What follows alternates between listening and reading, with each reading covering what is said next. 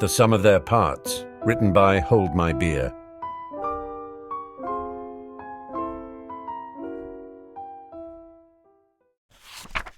Chapter 8. Occlumency lessons started a Saturday in mid-January, when all schedules managed to match up. They still kept George's name out of it, but Hermione brought Ron along, and that made it a little easier with both of them there. George and Harry spent the time alone in Grimmauld, planning their next moves. Harry had a list of Death Eaters and Voldemort sympathizers in the Wizengamot to hunt, and what he assumed was a running countdown before he slipped up and the Ministry got a lead on him. He didn't doubt that the smarter ones among his prey knew they were hunted now too. The Lestrange line is extinct.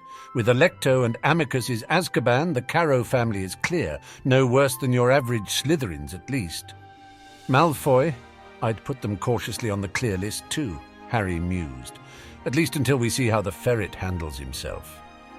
Narcissa holds the Wizengamot seat, but the ferret will probably get involved in politics as well when he's old enough. George scratched the names from their long list of possible targets, although he did add a question mark besides Draco Malfoy, marked, and Narcissa Malfoy, unmarked, Wizengamot. The Knott family. The runt of them was in your year, wasn't he? Yeah, Malfoy and Parkinson got most of the attention in Slytherin, so I didn't know him well. Harry frowned. He comes from a family of Death Eaters and unmarked Voldemort toadies, though. I already killed his older brother. We need to get rid of his uncle, too, not himself. Another wait and see, I think. A mark joined the list by Dougal Not Unmarked Wizengamot, along with a question mark by Theodore Not Unmarked. Avery, real piece of work, that family. Marked, plead the Imperious twice, and got away with it because he had enough gold to tie the DMLE up in solicitors for years if he had to. George's expression was hard. His wife holds their Wizengamot seat while he recovers from the trauma of licking Voldemort's boots. They have a son. He'll be Hogwarts age in a few more years. Avery Sr. is marked. Nothing else needed to be said. Another mark joined the list. His wife. Harry stared at the list. Cautiously no until we know more. I don't want to leave another orphan. George watched him, expression unreadable. And if she's just as much of a piece of work as her charming husband? Then I'll cast the curse myself. George nodded. Aglia Avery unmarked. Wizengamot was joined by a question mark. It would be a long day. Harry came along with Ron and Hermione for the second occlumency lesson. He would leave once they started, but Susan had wanted to speak with him, and that was the easiest place to meet. They were early, as they'd told Susan they would be, and she was the only one waiting for them. She smiled at their arrival. Hermione, Ron, she greeted. Harry, a slight nod. Harry wasn't sure what he felt about the deliberately respectful greeting. Susan, what can I do for you? I'd like to train with you sometimes, if you'll let me, she said bluntly. You're the best defense teacher I ever had, my aunt's aura guards included. You're not the only dark wizard out there that the auras are after. Our combat instructors are good, but I learned more from fighting Death Eaters than I ever did from them. It might be a good idea, Ron said. You're getting too used to how we fight. It'd be good for you to train against someone else too. Susan has always been a good fighter, Hermione agreed. It will be useful for both of you. Harry nodded slightly. The hideaway, then. We have a place, he told Susan out loud. Ron can show you later. Let me know what times work for you and I'll be there. Harry didn't want a new version of the DA, but it would help keep her safe next time she ran into a dark wizard that didn't want to come along quietly. That it helped keep him on his toes and would give him an idea of the current level of aura training was only an additional advantage. If she was determined to become one of his followers, then that was the least he could do to protect her. And if she one day decided to use that knowledge against him, he could accept that too. We retired from the Foundation, Hermione said quietly one morning. Sooner or later someone would find out we were still on the board, and it would suffer for it. It was same reason why Harry had kept himself entirely out of it in the first place. They had all three known it would come to that. It still didn't keep him from feeling a sting of pain when he let go of the last bit of influence he had on the Evans-Lupin Foundation. Harry's lawsuits were settled and the gold donated. He had done what he could. The foundation would stand or fall on its own merits now. With no new attacks, the uproar in the Prophet had quieted down a little. Harry was surprised to find that while the articles had been sensational and the theories about his reasons increasingly more outlandish, the paper hadn't started a smear campaign. He had expected it based on the summer after Voldemort's return, but either the Prophet had 2 brain cells to rub together and genuinely worried what he might do in retaliation, or the Ministry kept them in check. The second option wouldn't even be a surprise. Shacklebolt was a smart man, smart enough to know that a Harry Potter backed into a corner was one with nothing to lose, and consequently a very dangerous, unpredictable one. There were also a surprisingly lack of quotes, good or bad, from the people he had attended Hogwarts with. "You taught a lot of them in the DA," Ron explained when he wondered about it, "and a lot of them used that to save themselves or their families. They owe you. A lot of them probably even still trust you, Dark Lordness and all included. The rest," he shrugged. "They can't really prove anything yet, but everyone agrees you're the one who killed Malfoy, and probably the Lestranges too. The people you didn't train were mostly Slytherins, Death Eater spawn, or both. Even if they don't have the brains to shut up, you can bet the last thing their families want is for them to open their mouths and piss off someone who can get through the Malfoy wards and kill Lucius Malfoy in his sleep. You were safe to slander back when Fudge didn't want to rock the boat. Can't do the same with a fiend-fire-happy Dark Lord." Huh. Harry glanced at the Prophet's headline again. Did the Ministry fail us? The image that accompanied it was one of himself and Shacklebolt at some event or another after the fall of Voldemort.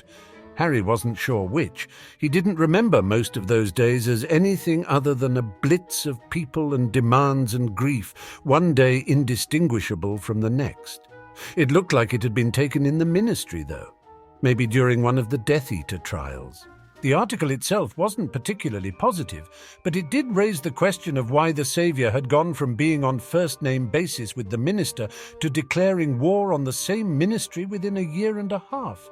They danced very carefully around calling him mentally unstable, but they did remark that even then it was a suspiciously quick turnabout unless something had happened to push their Saviour over the edge. There had been those who had brought up theories about Polyjuice or the Imperius. As the days passed with no word from Harry and, more importantly, no sign whatsoever that he was being held anywhere against his will, those voices had died out again. "We're going to need backup wands," he eventually said. "I can go outside with a glamour or Polyjuice, but everyone knows my wand. The Prophet printed bloody pictures of it." Ron frowned. "That might be hard. I mean, a lot of wizards and witches are buried with their wand, like Dumbledore was.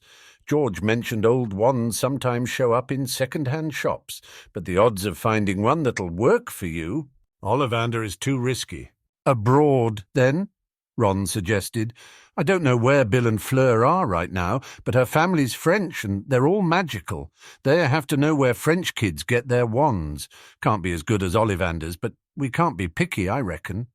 It sounded reasonable, but Harry wasn't convinced. He trusted Bill and Fleur to a degree, but it still felt a little too close to home. The fewer people in the know, the better, and the French Ministry was on acceptable terms with the British, one last Harry heard. If they kept a record of wand purchases— How about Vienna?" Harry suggested. "They have a decent-sized magical population, and the Austrian Ministry hasn't been on good terms with the British one since Grindelwald." "Portkey?" Ron grimaced. "Bit far, but it'll have to do. The 3 of us and George?"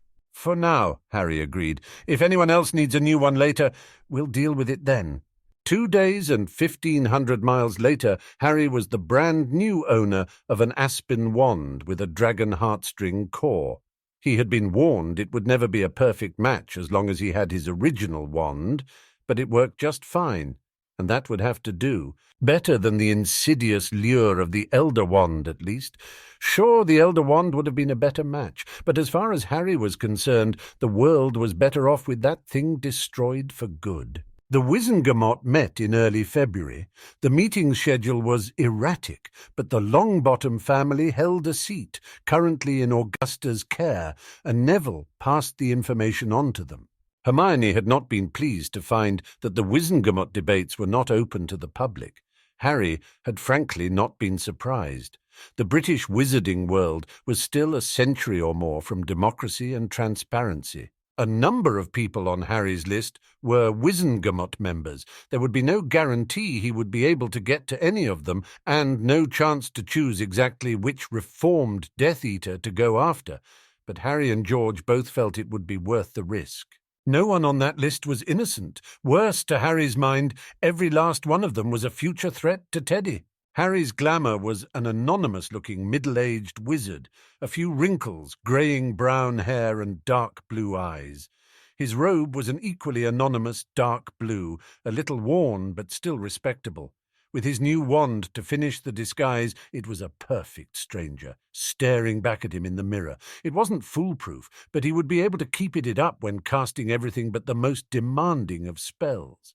And unlike Polyjuice, the glamour was easily changed if needed. That he avoided the disguising taste of Polyjuice and the unnerving sense of changing shape was just an advantage. A specific section of the ministry atrium next to the many fireplaces had been reserved for apparition and portkeys once the threat of Voldemort was gone.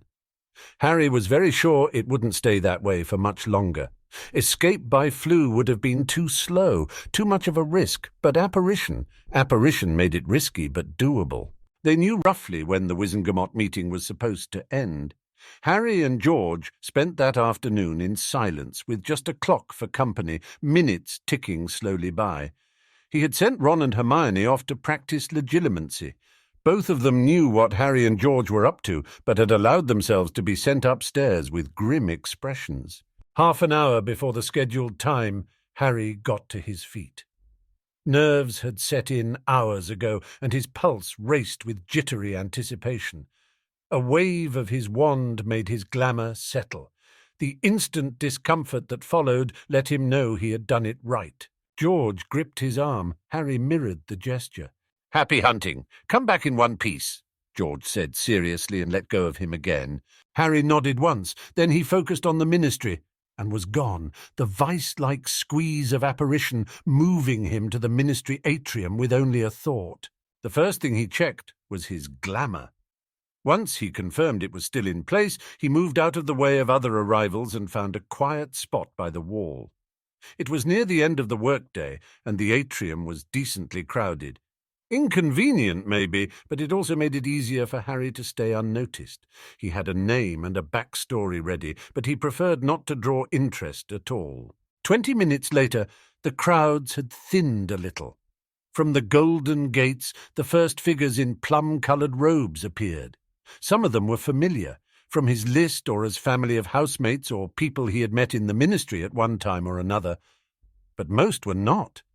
Harry knew the full list of members, but he had focused his attention on the ones that mattered. Some Wizengamot members went straight to the fireplaces or the apparition point. Others lingered to talk or be seen. Augusta Longbottom brushed past with a pinched expression on her face, a pinch of flu powder and a snapped Longbottom manner, and she was gone in a flurry of green fire. Two unfamiliar witches, neither a day under 100, passed by with a much more dignified pace. A few greetings and last remarks for the day, and they were gone with the crack of disapparition. Harry's eyes flicked between the various plum-clad wizards and witches, picking out his possible targets. Not all were there. Some might have had other business in the ministry or used one of the private flues. Some might not even have shown for the meeting. A cluster of 3 wizards in the middle of the room caught his eye. 2 were familiar from the Death Eater files they had put together, but the last, recognizable as the man turned around, was all the incentive Harry needed. Peregrine Travers sneered as a young ministry employee scurried past, eyes lowered and keeping well clear of Travers, a half-blood or muggle-born probably. Travers' opinions were well known for all that he had managed to avoid Azkaban. Travers turned back to his 2 companions, Ormond Wilkes and Dominic Selwyn, both unmarked, and Harry knew he would never get a better chance. He moved as swiftly as he could without drawing attention, slipped between several ministry employees, and moved out of the way of another. A dark-clad witch passed between him and his target, black blocking out the plum of the Wizengamot robes, and then she was gone, and Harry had perfectly clear line of sight to the trio. The noise of the crowds faded, muted to a dull murmur, as his focus narrowed down to his targets and the world slowed down. Travers started to turn, another sneer on his lips. Harry didn't doubt all three of them carried every sort of protective magic money could buy, not with how unpopular they still were in most circles. It didn't matter against the sort of magic Harry planned to use. Marked Death Eaters like Travers were good, but the war had been over for a year and a half, and the man obviously felt safe enough in the Ministry to let his guards down. Harry's aspen wand did not respond as readily as his holly wand did, but the small delay meant nothing. The window of opportunity was narrow, but all he needed was one clear shot in the midst of the crowds. Imperio! Low, sharp, the word protected by a few seconds' worth of silencing spell, and no one around him as much as looked his way. The faint, pleased feeling was still there, but different somehow. Calmer and less personal than the Lestranges had been. A difference in wands, or simply because he did not have the same years of carefully nursed revenge to back him. The result was instant, so fast that Travers barely even stuttered when the spell struck him in the middle of a sentence.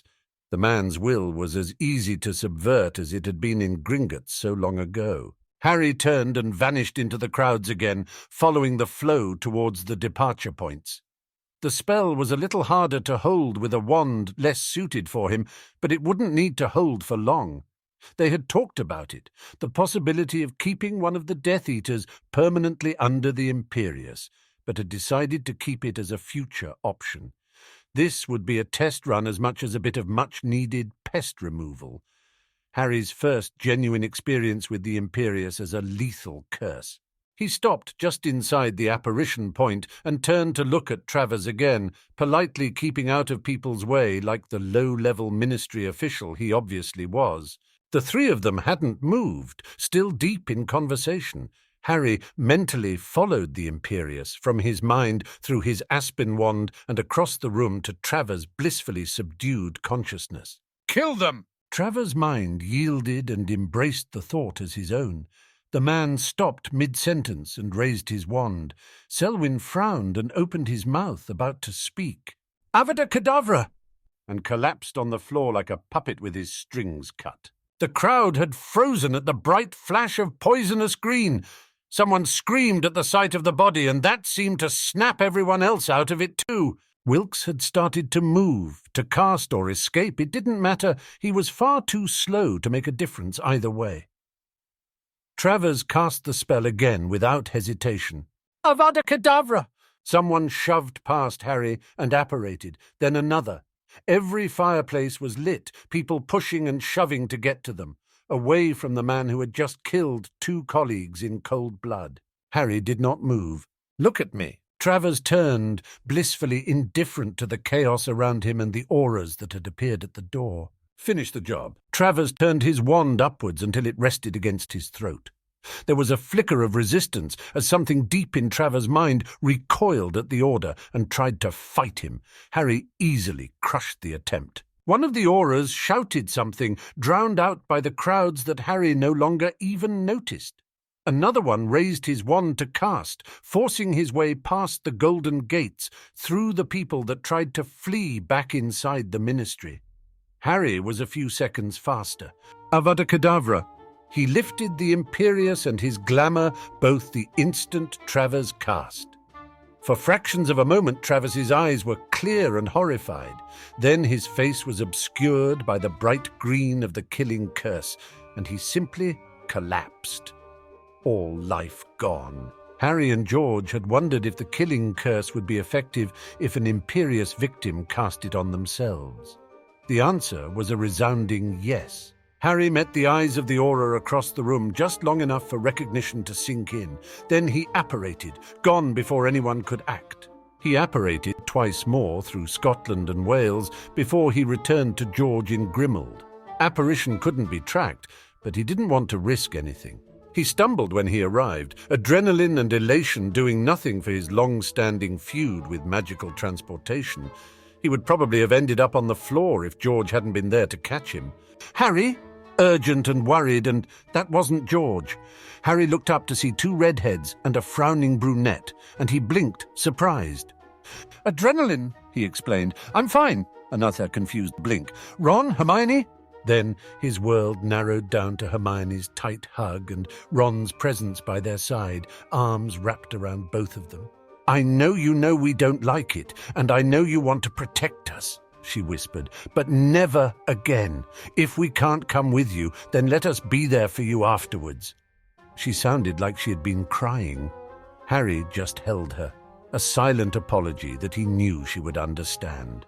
"What she said, mate," Ron added. "Waiting for you after Malfoy was bad enough. At least you had George with you there." George's hand on his shoulder made him look up and see the agreement in his eyes. "All right," he agreed. "All right." Hermione nodded. She let go and dried her eyes, first with her sleeve and then with a quick wave of her wand at Ron's nudge.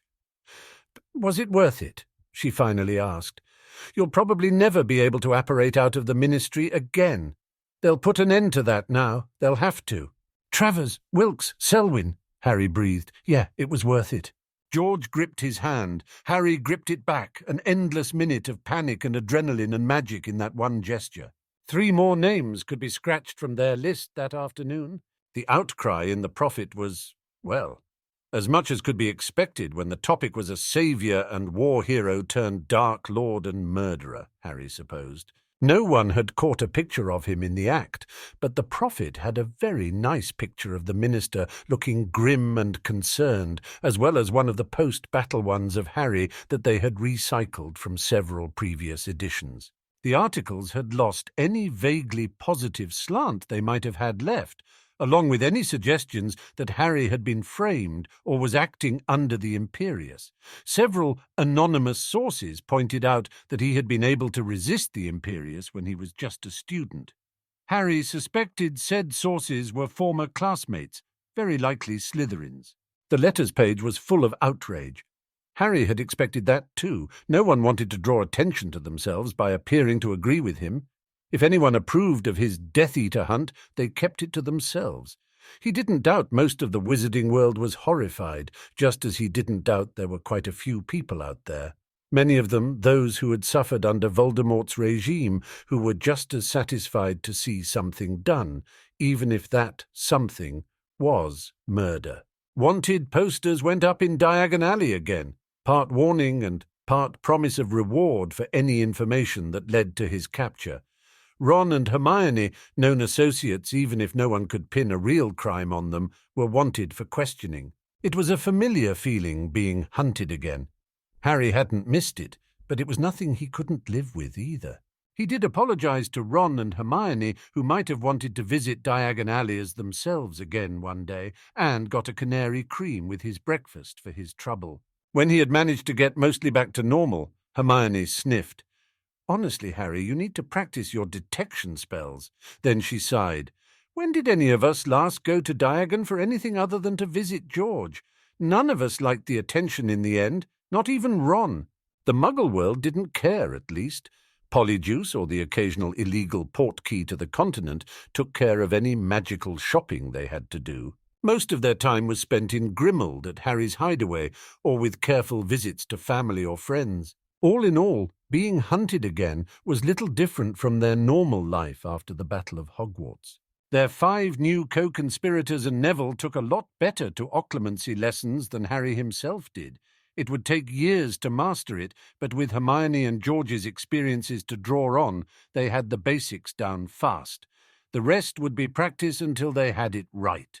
For months, if they wanted any chance of lying under Veritaserum, and for the rest of their lives, if they wanted to keep their skills sharp. Hermione added Veritaserum sessions to their lessons for those who wanted to test their progress. Harry's own sessions had been changed from the normal regular ones to having random drinks and food dosed. It kept him on his toes and gave him plenty of experience with various detection spells as well. If he managed to dodge those attempts long enough, Hermione simply put the small bottle next to his plate instead. It wouldn't do to let his progress lapse, after all. Neville joined in on Susan and Harry's training sessions in mid-February. Harry didn't want to turn it into another DA, but none of the others approached him about it, so it worked as far as he was concerned. Their sessions were erratic and mainly based on Susan's trainee schedule and Harry's own business, but it was worth the headache. Susan was at the top of her class and knew aura strategies. Harry, well, he figured he had abilities of his own to offer. He couldn't use anything lethal in their mock combat sessions, but that was no different from training with Ron and Hermione. Susan and Neville didn't have the incredible teamwork that Ron and Hermione did, but they did have the advantage of Harry not being used to them. Harry did have a bad feeling about the careful, considering look Hermione gave the duo after their second session. He could hold his own against two of them. He did not have a good feeling about four. Before their third session, and before Hermione could start on any interesting ideas, Harry sat the four of them down in a conjured couch in the middle of their training ground. "How's your resistance to the Imperius?" he asked bluntly. "I need to train Ron and Hermione. Do I need to bring the two of you up to par, too?" To Hermione's credit, she only arched an eyebrow. Ron didn't even do that. They both knew it was necessary. They would probably learn fast, but that didn't change the fact that they did have to learn. Harry didn't particularly want to cast the Imperius on them, but they needed to learn to resist it, all of them. Susan and Neville exchanged a look. Neville spoke first. "We could resist the Carrows pretty well by the end of it."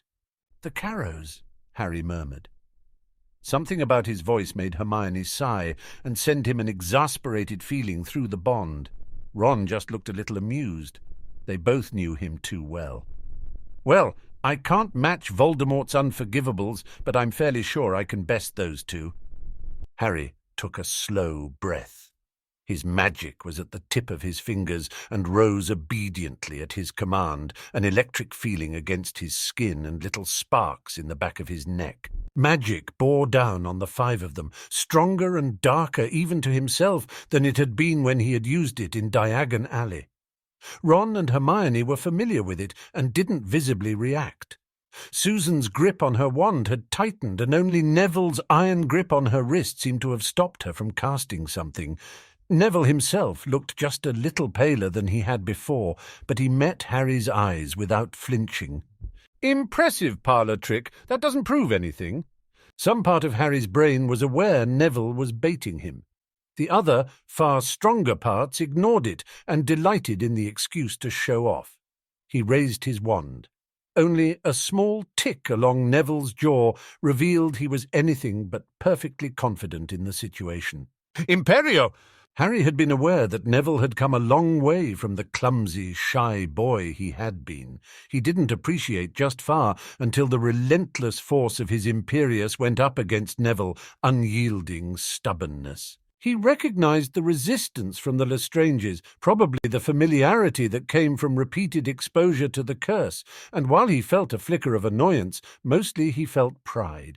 Neville was a friend and an ally, and that made Neville's strength both priceless protection and a valuable asset. Harry pushed the curse further, felt Neville's stubborn resistance slip, and he retreated before the Imperius could take hold, the magic gone in an instant. Neville closed his eyes and took a shuddering breath. Only then did he look at Harry again. Harry smiled and couldn't quite hide his pride. "Good enough?" "Right." Neville took another breath, less unsteady. "Right," he repeated. "Good enough. Bloody hell. If you kept the curse on me—" "I didn't want to." Harry returned his wand to its holster. Susan's expression eased a little with the gesture. "You're my friend. You can resist it enough that it should be fine. I can't match Voldemort's skills with it, but if we're lucky, it'll be generations before someone can." Susan and Neville exchanged another look. Then Susan spoke. "I'll need to learn. Neville is a lot better than I am." She looked a little grim, but mostly determined. It was a useful thing to learn for an aura, too. "I'll work out a schedule," Hermione promised.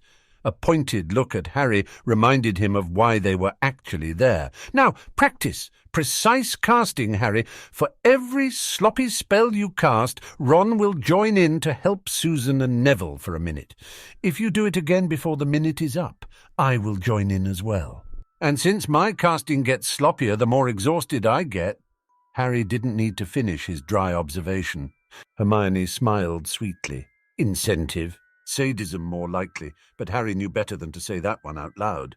Harry received a detailed annual statement from his bank in mid-February as well. He already knew that they had made his gold breed. The preliminary statement in early January had been brief, but did give him an overview. For all that, he'd had a lot of other things to worry about when it arrived. But the detailed report, several dozen pages long, told him the finer points in excruciating detail. The handwritten note from his banker on the first page was enough to make him decide not to share the report with Hermione. The Muggles do love their wars. The bank has excellent expectations for your investments in the coming year. Skimming through the detailed overview of his investments only reaffirmed that decision. He had gold to fund a war with. It was not enough. It would probably never be enough, but at least the previous year had seen higher profits than expenses. But he doubted Hermione would approve of the sort of investments that gold came from. Frankly, Harry didn't particularly approve of most of them himself. The early investments had been a little worrying. Now they were clearly branching out, backed by the success of the earlier investments. He had told them he didn't care where they put the gold as long as it multiplied. They had taken his words to heart. Of course, gold hardly breeds by catering to the squeamishness of weaker families, Dorea told him with a haughty little sniff when he brought it up. Gold is gold. The goblins, vindictive little creatures, understand that. Even Muggles understand the profitability of war. It's a little worse than that, Harry bit out, and I don't particularly approve. Tell me why I shouldn't just move it to the dwarves. I doubt they can be any worse than this. That disapproving sniff again. You need gold to fight a war, boy. Plenty and continuous. The dwarves have forgotten their past. Even in my time they would turn down perfectly decent opportunities for risk of offending someone. Perfectly decent opportunities, Harry hissed. I'm funding slavery. Doria's expression was hard and unyielding and very much a black. Gold or morals, boy? Choose one. Do you think the dwarves could make your vaults breed this fast? You're a fool, then. The goblins? They would bleed you dry out of spite. It wouldn't be the first time it happened to a family that offended them. Half of this isn't even legal in the Muggle world. Doria gave him a cold look. The wizarding world hardly cares for Muggle follies. Do you want to change that? Then you need gold. You lost any right to whinge about moral considerations when you claimed your title, Lord Potter. You are a murderer, a wanted criminal, and an enemy of the wizarding world. Nothing will change that. Do you wish to make it worth that price? Then you will see it through to the end and change those offending laws when you have victory in your grasp. And that boy takes gold. For long seconds Harry didn't speak, merely started right back at her, every bit as stubborn as she was. I don't like it. Doria's expression softened just a little. That was never a requirement, you just have to accept it. And he would, reluctantly, guiltily, but he would accept it. He didn't have much of a choice. The Ministry made their next two moves in late February. As the first move, they ordered Harry's vaults frozen, a gesture that was utterly useless as Harry hadn't kept gold in Gringotts for the better part of a year and a half. But he couldn't blame them for trying, nor Kingsley for not believing that he had already moved everything out of goblin hands. The second was to further increase security in the Ministry.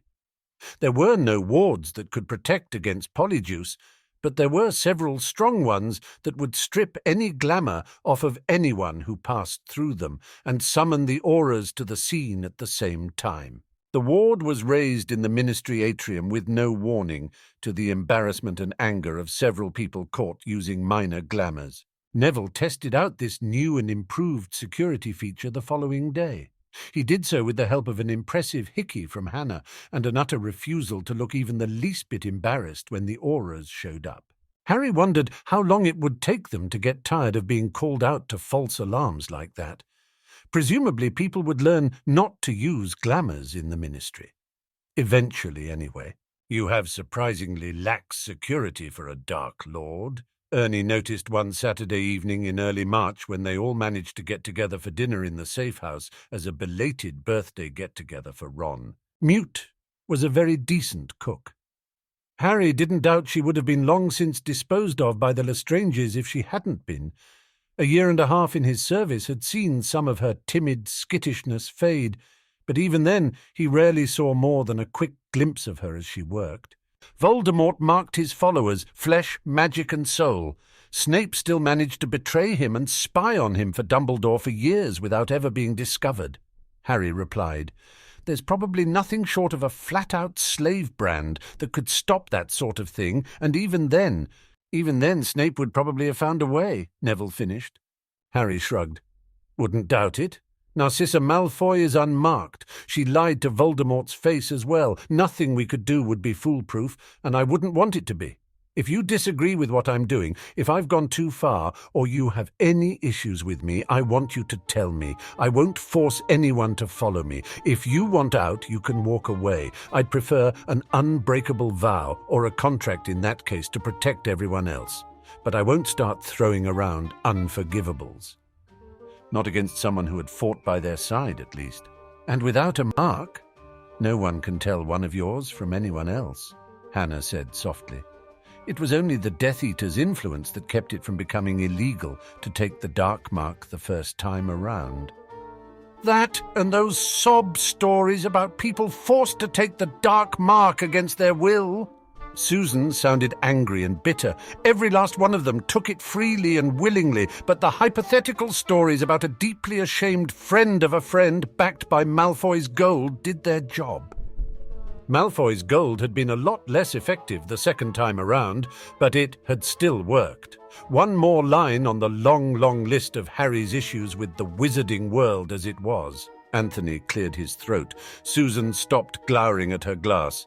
The interplay seemed instinctive enough to both of them that they had probably gone through those same motions plenty of times before. Ernie's got a point, though. If nothing else, we need a way to contact each other. A Patronus is a little conspicuous, and yours is well known. Something like the DA coins?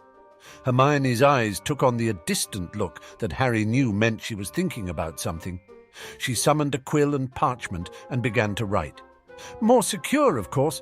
Some of the books had several spells we could use.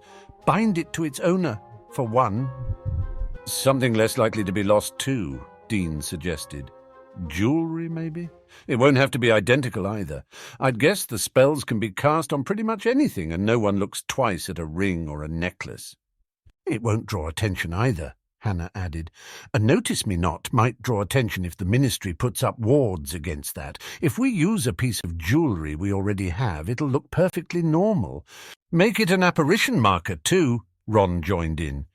Their bond gave the three of them a way to apparate to each other, but the others didn't have that advantage.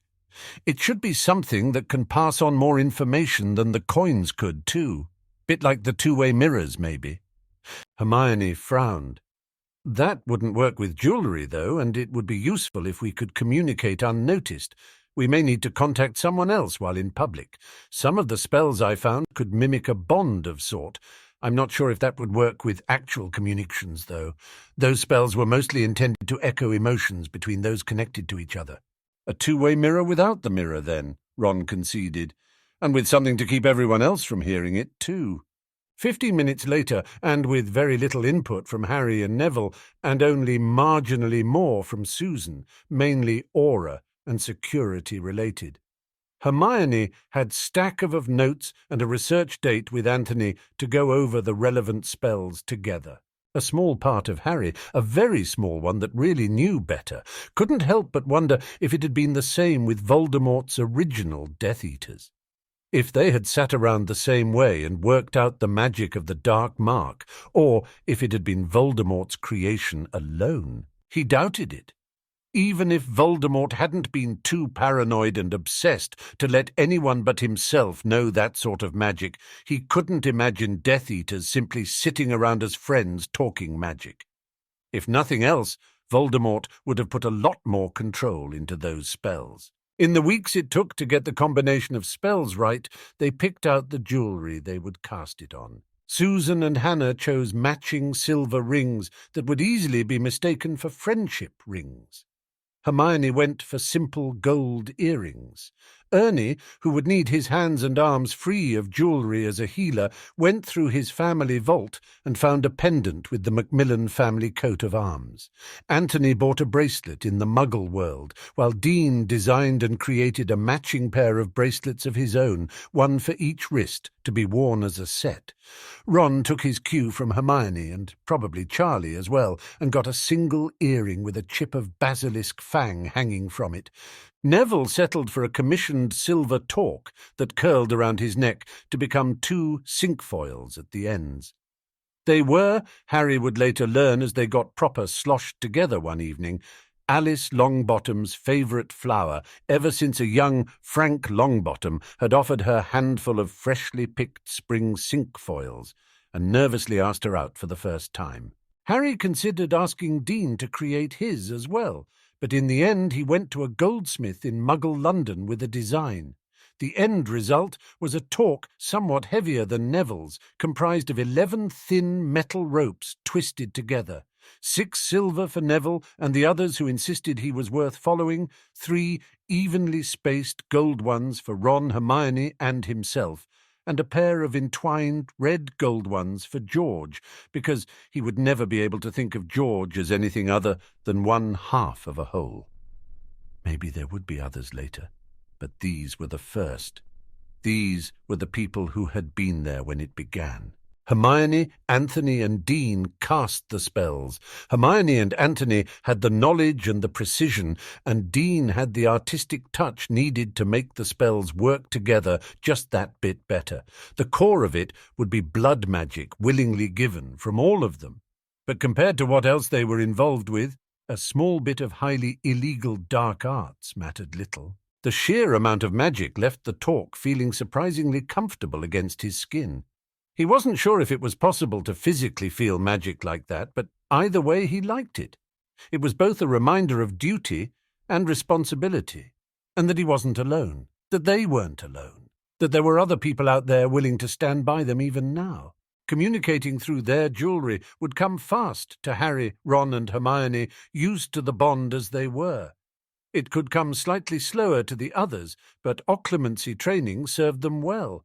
It took some focus, since one moment of inattention would break the connection, and they would always struggle with longer sentences, but the magic worked.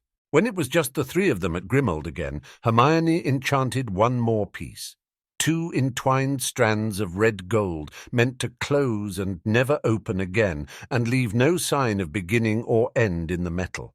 It was tied to the 3 of them and George, and no one else. That was George's decision, and Harry would abide by it. Maybe later George would change his mind. Until then, the necklace remained as it was, as a bond between the 4 of them. Teddy managed his first bit of accidental magic in late March.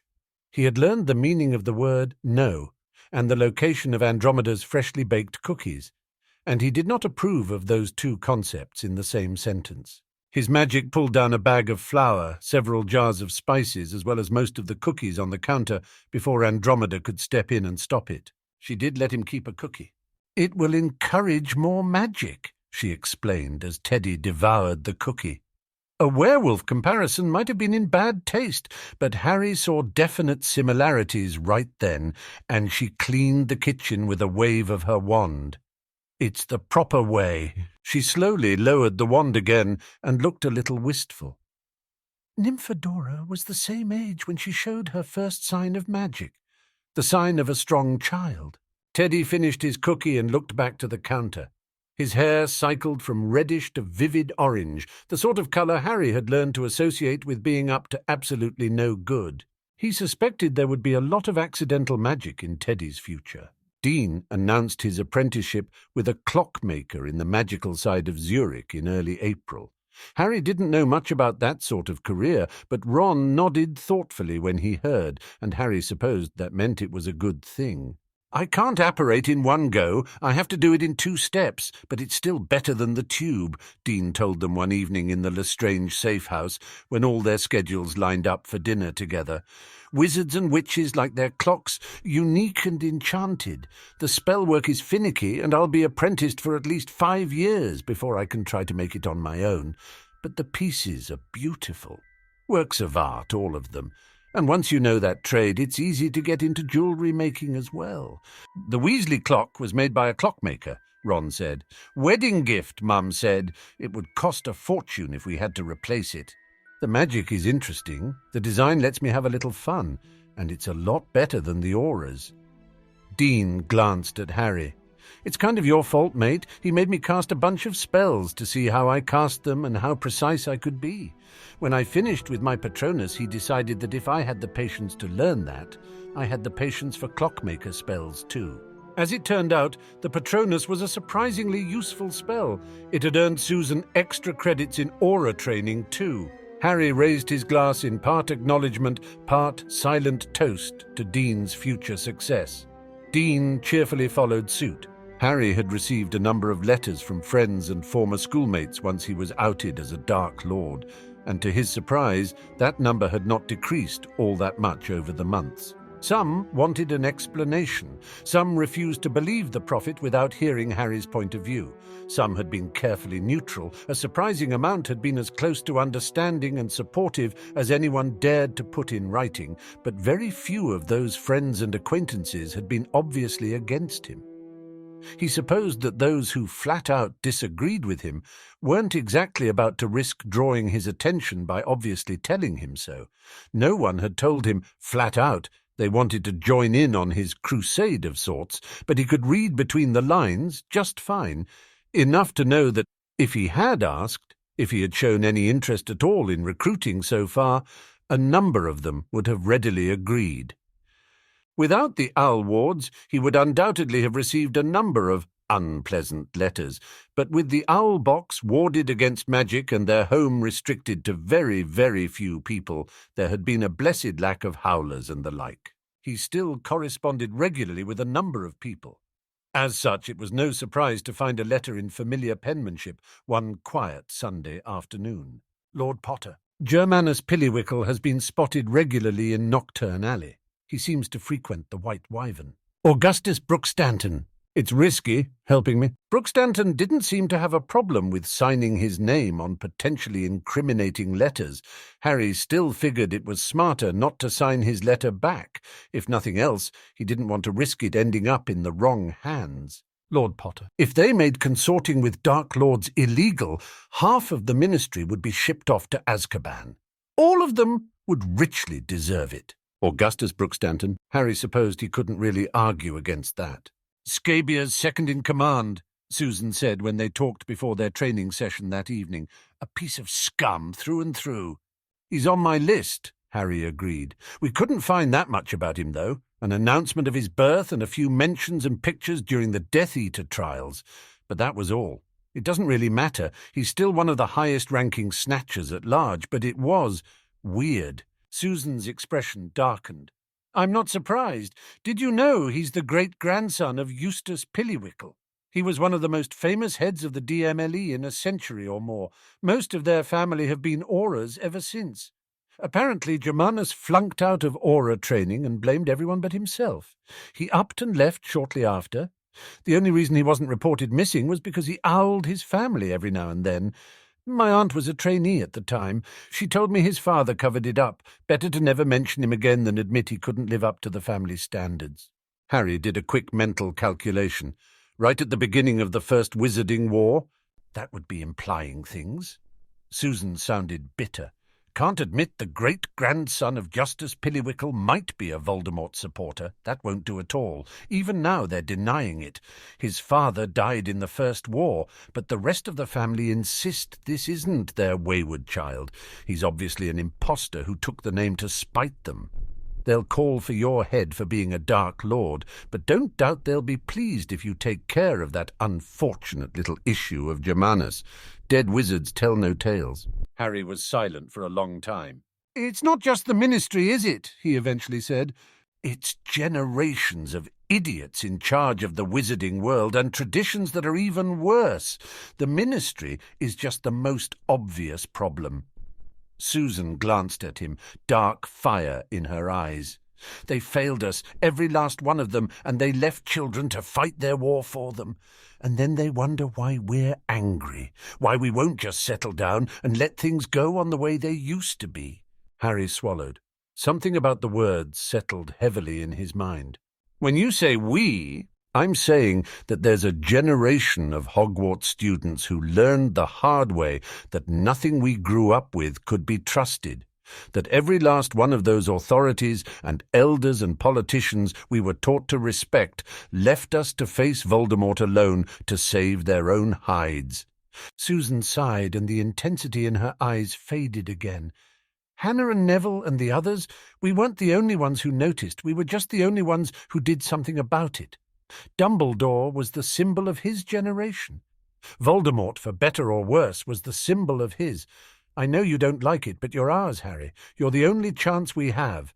We can settle down, do what we're supposed to, and just carry on. And in 20 years I'll be in Aunt Amelia's position and a member of the Wizengamot, and I'll be just as useless as the ministry I grew up with.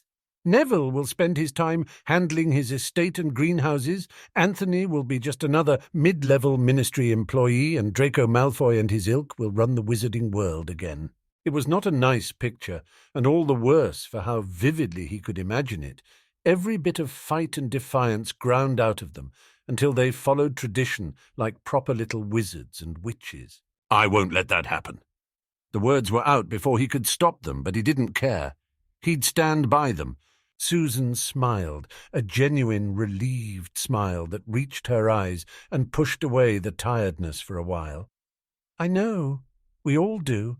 That's why we'll do everything we can to help. We've all stood alone too many times. It'll be nice to stand together for once. Together, as more than just himself and Ron and Hermione, or an army in the final battle when they had no other choice. It was a strangely comforting thought. Harry and Ron did reconnaissance 2 days later. Ron, because he insisted, and because George had to be careful about how often he was missing. Even if George himself didn't care, Harry did. Polyjuice and plain dark robes served as their disguise. Knockturn Alley was home to plenty of people who preferred to stay out of sight, and another 2 unknown wizards wouldn't draw much attention.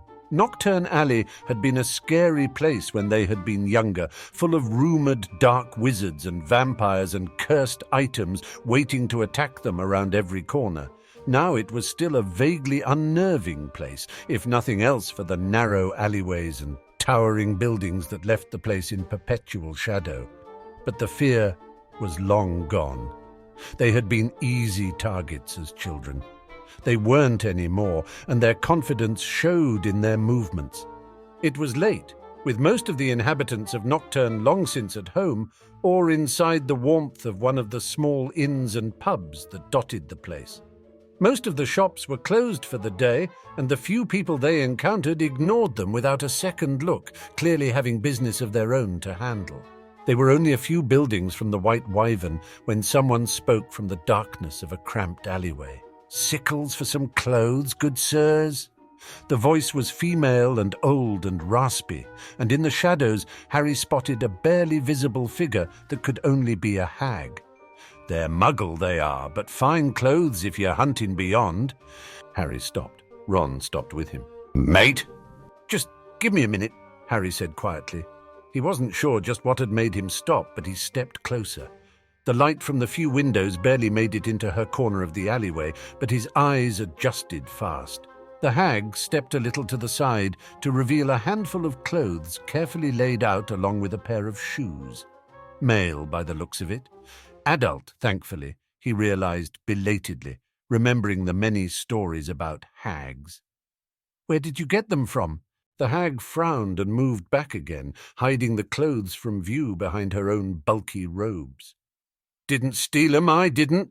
One of the leeches left a muggle, it did, just drained it dry and left it here all fresh and dead. I found it first, I did." Harry didn't ask where the body itself had gone. Very few bodies remained in Knockturn Alley for long enough to be found by the Aurors. Even if he had his doubts about the accuracy of some of the books in Grimmauld, Susan had plenty of stories to share. No hag was strong enough under normal circumstances to attack a wizard or witch, but there were stories of children gone missing, and murder victims found missing flesh and entire limbs. No proof, of course, or he didn't doubt that hags would have been hunted to extinction years ago, but stories. Plenty, and gruesomely detailed in some cases. As far as Harry was concerned, anyone who hurt a child deserved to die, and he didn't care if the child was muggle or magic or not human at all. It didn't mean that he had any right to assume this hag had done just that, and while the thought of said fresh and dead body left a bit of bile in his mouth, was it really that different from vampires drinking blood? At least that body had been dead already. The hag he had seen the summer before his 3rd year had been kind of frightening, even disguised as she had been. This one was probably little different, but after years of Voldemort and fighting for his life and facing down far worse things, she seemed surprisingly normal.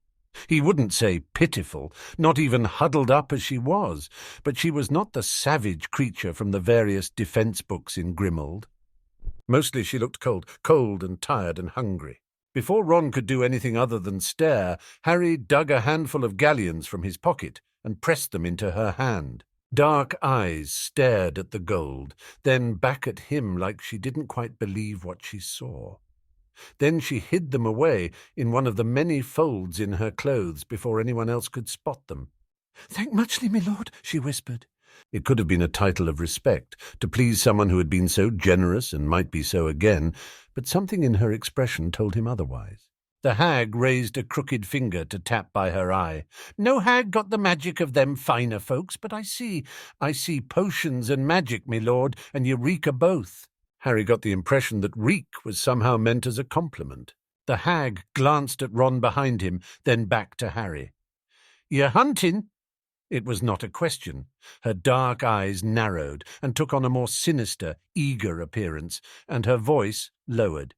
"Who's your quarry, my lord? Old Propola knows the alley, she does." It was a gamble that could easily backfire, but something in Harry made him go with his first impulse. "Germanus Piliwickle." "Snatcher!" Propola spat on the ground. "Lurking round he has among decent folks." "In the White Wyvern, from what we heard," Harry agreed. "Wyvern and the whorehouse, now that he ain't got his victims any more to get it from." She bared her teeth. "Not good enough to live at his lord's mercy, but he took what he could from 'em first. Comes out at night, he does, when he can hide with the rats." More unpleasant memories of Wormtail. Harry wondered if he would ever hear the word rat and not think of the man. He turned his focus back to the hag, trusting Ron to watch their surroundings. "Do you know where he stays during the day?" "Comes and goes he does, but he likes his drinks most nights, and his whores when he has the gold for 'em. The Wyvern would be their best bet then. They would take a look at the place tonight and be back as often as possible until they had an idea of the place and Piliwickle's habits. It was unknown territory to all of them, and they would need to take their time, make sure that the man would have no way to escape, and that they wouldn't be blindsided by unfortunate surprises such as unknown allies." Harry nodded. "Thank you, I appreciate the help." Propola's answering smile was vicious and full of teeth. "No thanks needed, me lord, but I'd be much obliged if you'd find it in you to leave his body around. He made a lot of enemies, he did, and they'd like their turn." The bile in his mouth was back. Harry swallowed, trying to get rid of the taste. The thought was, well, there would be no evidence, at least he supposed, not once Piliwickle's enemies were through with his remains. Was it really that different from vanishing the body or leaving it somewhere for the Aurors to find? "I'll see what I can do," he managed. He slipped her a few more galleons. She nodded once and vanished into the shadows of the alleyway, leaving Ron and Harry alone again. Ron didn't speak, but the feeling Harry got through the bond felt a little sick. Harry didn't blame him in the slightest. Harry and Ron spent every night for a week solid in the White Wyvern under Polyjuice and learned a number of things in the process. Germanus Piliwickle would usually arrive no earlier than midnight and leave before the first light of dawn. He was never alone, always accompanied by at least 2 others, hired protection by the looks of it, but not particularly good ones. They were hard-looking and scarred, but they left blatant holes in their defences, and their reaction time the second night when a fight had broken out had been abysmal. He favoured the cheapest drinks they had, some sort of knock-off fire whiskey that could have peeled paint. Harry tried it once and didn't finish the glass, and enough people at the Wyvern seemed to be wary of him that he was left alone, despite the number of enemies he undoubtedly had even there. Piliwickle himself seemed to go from one extreme of paranoid and angry at the beginning of the night, and loud and boisterous by the end of it, after a good amount of alcohol. He looked like the most recent picture they had been able to find, if somewhat more haggard. He also kept his wand in a holster within easy reach at all times. He didn't trust his protection, or he knew he was a wanted man. Harry suspected a combination of both. The pub was crowded most nights. Most of the customers were humans, as far as Harry could tell, wizards for the most part, and the occasional witch, but he spotted a number of other beings, too. Werewolves and vampires could be hard to tell from plain humans, especially in bad light, but some of them were blatantly obvious about it. They could afford to be, Harry knew.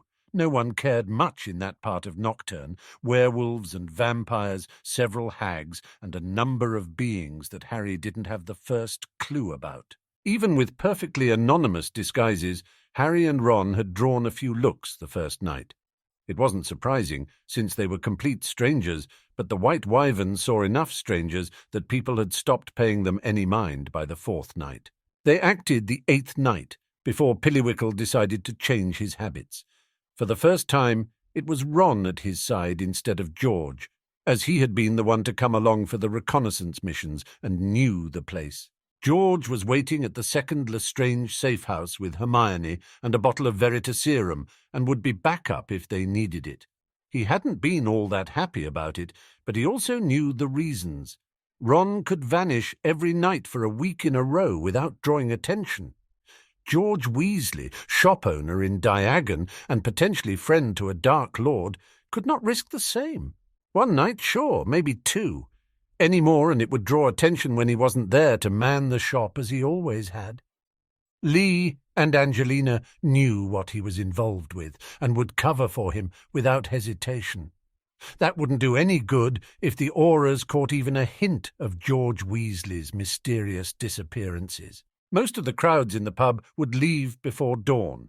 By the time the sun had fully appeared, the Wyvern would be all but empty.